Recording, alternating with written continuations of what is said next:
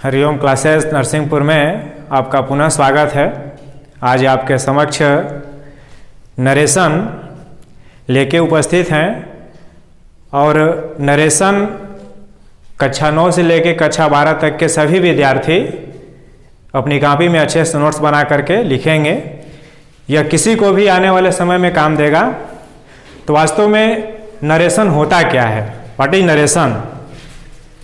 Narration जिसकी हिंदी होती है कथन।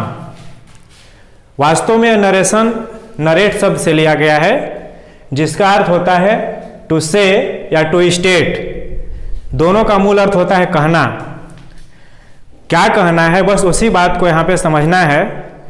नरेशन जिसको दो पार्ट में डिवाइड किया गया है, एक है डायरेक्ट स्पीच, दूसरा है इनडायरेक्ट स्पीच। इनडायरेक्ट स्पीच और डायरेक्ट स्पीच, प्रत्यक्ष कथन और अप्रत्यक्ष कथन होता क्या है? सबसे पहले हम एक कंसेप्ट क्लियर करेंगे, उसके बाद हम स्टेप बाय स्टेप इसको पढ़ेंगे और जो भी वीडियो इसकी आपको उपलब्ध कराई जाएगी, आप क्रम से एक एक वीडियो देखेंगे तो सारी चीजें आपको समझ में आएगी। सबसे पहले हम इस कंसेप्ट को ही क्लियर करते हैं एक उदाहरण के माध्यम से। उदाहरण लिखा गया है, the teacher said to students Kamal learns English. अध्यापक ने विद्यार्थियों से कहा कमल लर्न्स इंग्लिश, कमल अंग्रेजी सीखता है। यहां पे जो पहला यहां पे बताने वाले जो रिपोर्टर हैं, जिसको हम स्पीकर भी कहेंगे, टीचर हैं। और उदाहरण भी वही लिया गया है ताकि इसको आप आसानी से समझ सकें। आप विद्यालय में पढ़ते हैं, आपको अध्यापक पढ़ाते हैं, आप स्टूडेंट हैं और टीचर हैं, दोनों के बीच में अभी कोई तीसरा नहीं है। ये बोलने वाले टीचर, वक्ता, स्पीकर, सुनने वाले ऑडियंस, श्रोता, विद्यार्थी, स्टूडेंट्स हैं। ये विद्यार्थियों से कहते हैं कमल लर्न्स इंग्लिश, कमल अंग्रेजी सीखता है। अब यहां पर ये जो चित्र के माध्यम से बताया गया है, ये टीचर हैं और ये स्टूडेंट। यहां पर एक चित्र सिर्फ एक स्टूडेंट के लिए है, लेकिन यहाँ स्टूडेंट्स लिखा गया है, तमाम विद्यार्थी बैठे हुए हैं। ये दोनों लोग जब एक साथ होंगे, वक्ता और श्रोता जब एक साथ होंगे, उसी को हम डायरेक्ट स्पीच कहते हैं। बोलने वाले के सामने जब ये सुनने वाला होता है, वह डायरेक्ट स्पीच होगा और इसकी कही हुई बात यहां पर दिखाई गई है।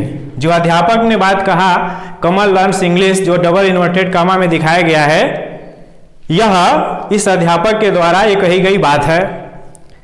अब यही बात यह बच्चा कमल घर पर जाता है और अपने पेरेंट्स, माता पिता से इन अध्यापक महोदय की बात को बताता है। तो जब वो बताता है तो वह विद्यार्थी, यहां पर विद्यालय में बहुत से विद्यार्थी हैं, लेकिन एक चित्र के माध्यम से बताया गया है कि हर बच्चा भी जाके बोल सकता है, लेकिन एक विद्यार्थी घर पर जाता है पेरेंट्स के पास अपने माता पिता के साथ और अध्यापक महोदय की बात को उनके समक्ष रखता है। यदि अध्यापक की कही हुई बात उन्हीं के शब्दों में ज्यों का त्यों अगर रखता है, that is called direct speech, उसी को हम प्रत्यक्ष कथन कहते हैं। लेकिन अगर यह विद्यार्थी या बच्चा अगर अपने माता पिता के पास जा करके अध्यापक महोदय की बात को अपनी भाषा में, जिसको तोड़ मरोड़ कर भी कह सकते हैं, जो बात वो अपनी भाषा में कहता है, that is called indirect speech या इनडायरेक्ट नरेशन, अप्रत्यक्ष कथन। तो इस उदाहरण का हम इनडायरेक्ट स्पीच लिख करके दिखाएंगे, उसके बाद हम स्टेप बाय स्टेप बढ़ेंगे।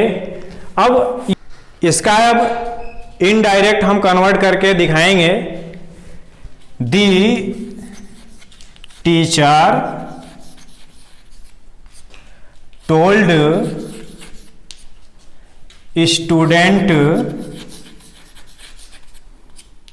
दैट कमल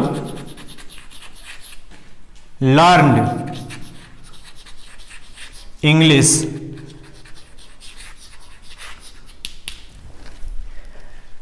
हमने देखा कि यहां पर सेड टू को टोल्ड में कन्वर्ट कर दिया गया।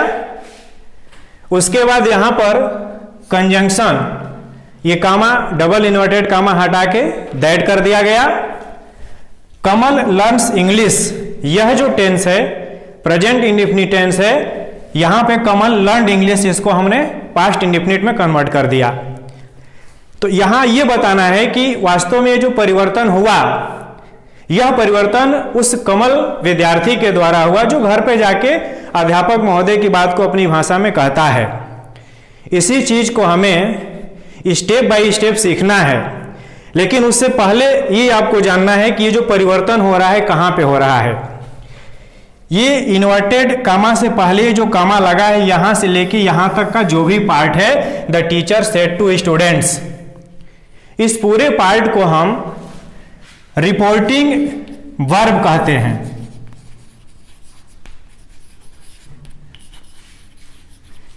इसको रिपोर्टिंग पार्ट भी कहा जाता है।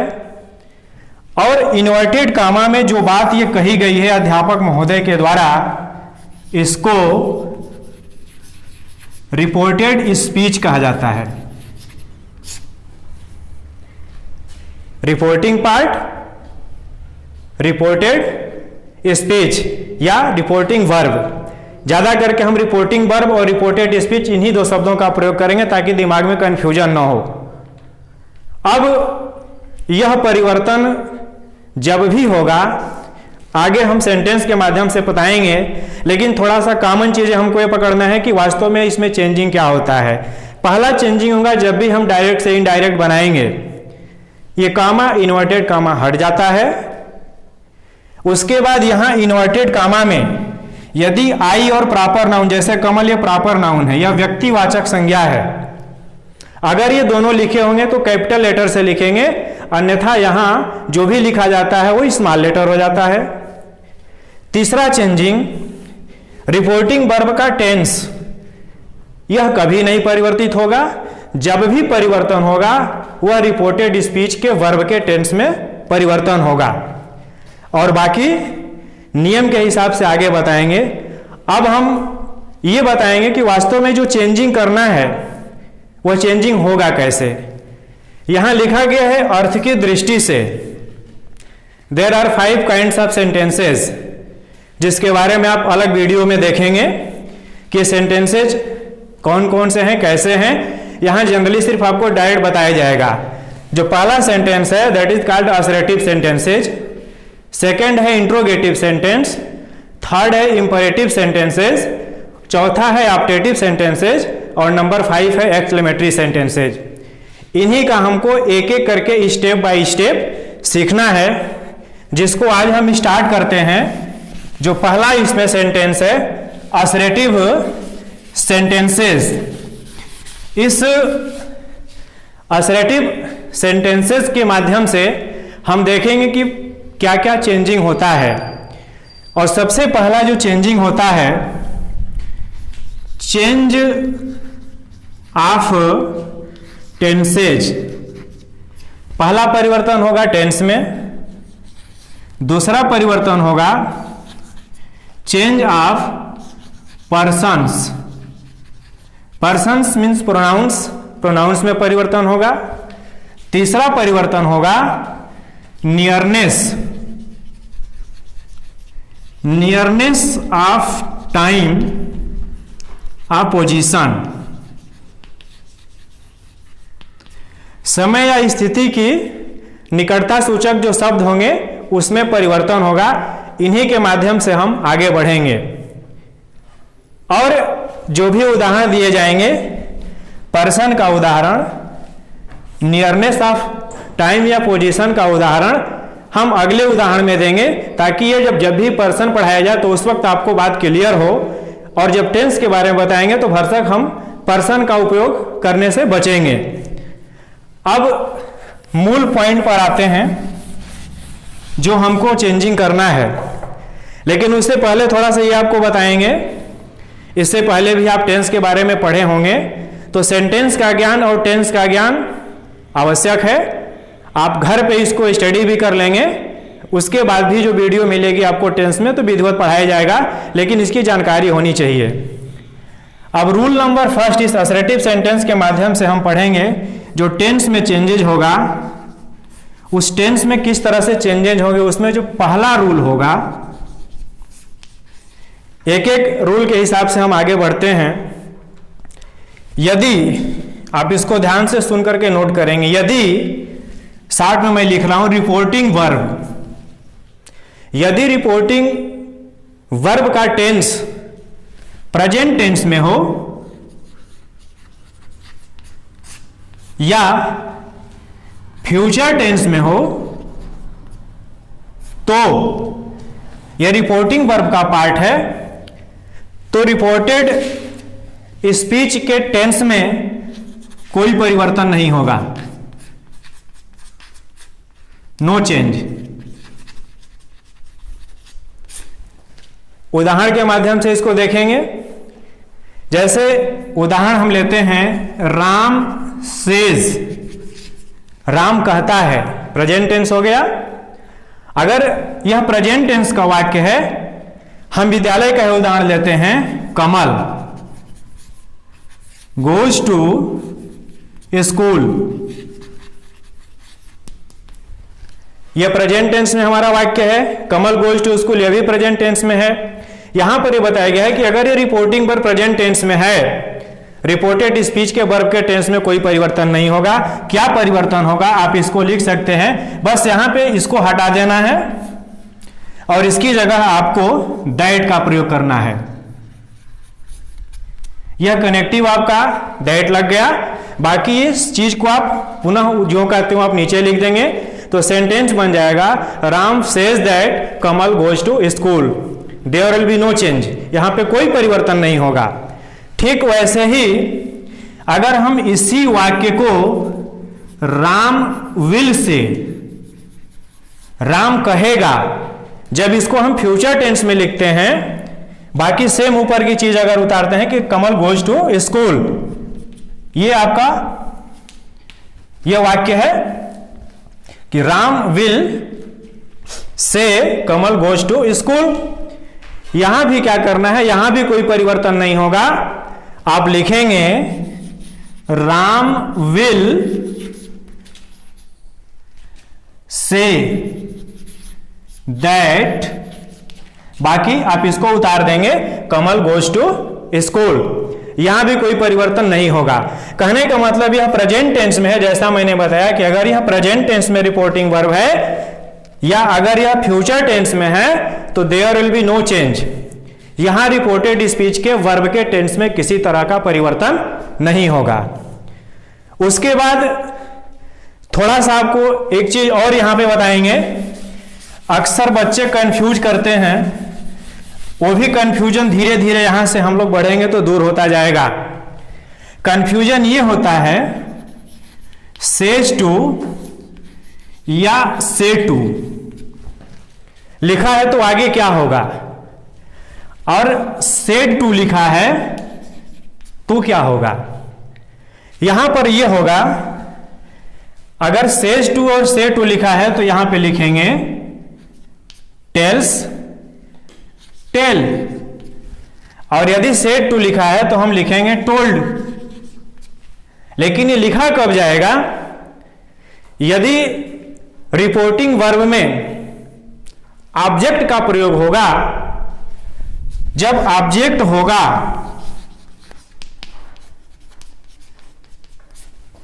तभी हम सेज टू से टू की जगह टेल्स या टेल का प्रयोग करेंगे, सेड टू की जगह टोल्ड का प्रयोग करेंगे, अदरवाइज भी चेंज नहीं होगा। इसको भी एक उदाहरण के माध्यम से हम देखते हैं। यदि हमने लिखा राम सेज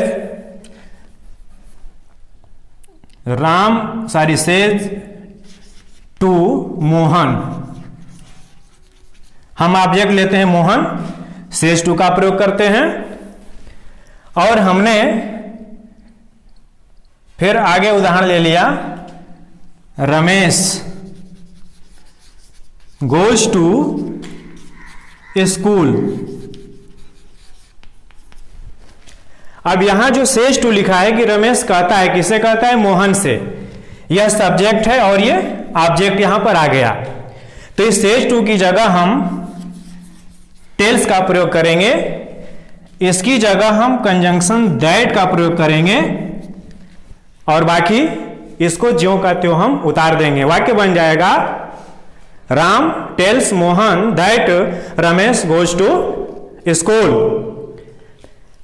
वैसे ही अगर सेड टू है तो यहां कहेंगे कि सर सेड तो पास्ट का होता है फॉर्म, लेकिन प्रेजेंट परफेक्ट टेंस में वर्ब का थर्ड फॉर्म होता है। इसी वाक्य को मैं प्रेजेंट परफेक्ट में अगर लिखूं, Ram has said to Mohan, Ram has said to Mohan, चूंकि हैज है तो वर्ब का थर्ड फॉर्म में होता है सेड सेड। अब मैंने इसी वाक्य को लिखा जैसे रमेश गोज टू स्कूल।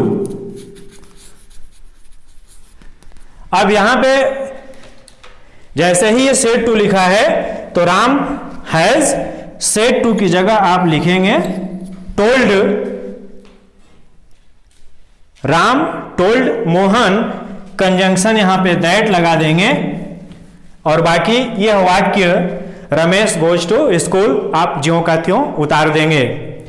इस रूल को बताने का मेरा पर्पज ये था कि सेज टू या से टू का उदाहरण इसलिए नहीं दिया जा रहा है कि इसके लिए हमें प्रोनाउन का प्रयोग करना होगा, तो इसके लिए हम नेक्स्ट टाइम में देखेंगे प्रोनाउन के पार्ट में।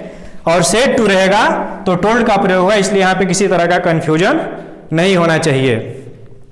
अब इसके बाद अगले रूल में हम देखेंगे, जो अगला रूल होगा कि उस रूल के हिसाब से फिर हमको चेंजिंग कैसे करना है। यदि इस रिपोर्टिंग वर्ब के पास पास्ट टेंस हो जाए और रिपोर्टेड स्पीच में प्रेजेंट टेंस हो, पास्ट टेंस हो, फ्यूचर टेंस का वाक्य हो, तो हम उसमें किस तरह से परिवर्तन करेंगे। चूंकि यह वीडियो का लेवल पार्ट 1 है, इसलिए इसके अगले पार्ट को हम अगली वीडियो में प्रस्तुत करेंगे। यदि इस चैनल पे आप पहली बार आए हैं तो प्लीज सब्सक्राइब कीजिए। यदि वीडियो आपको अच्छा लगता है तो आप इसको लाइक कीजिए, शेयर कीजिए। बहुत बहुत धन्यवाद।